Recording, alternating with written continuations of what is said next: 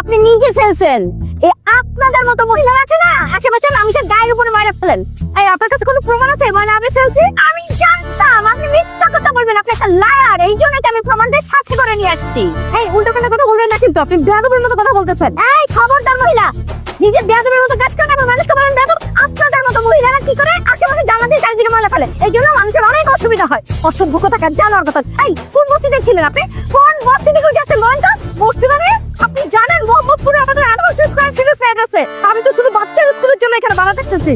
বাচ্চার স্কুলের জন্য কোনো ভাড়া এসেছি, জানোয়ার কোথাকার, অসভ্য কোথাকার। এই জন্যই তো প্রমাণ দেখালেন যে এখানে সেখানে আশেপাশে ময়লা ফেলেন মানুষের গায়ের উপরে। এই আপনি কে বলেন তো? হ্যাঁ, মুখ সামলে কথা বল। কি খবরদার মহিলা, ঝগড়াকে অপরাধ করতে আবার বলে আমি মুখ সামলে কথা বলবো। আমি কি আপনি জানেন?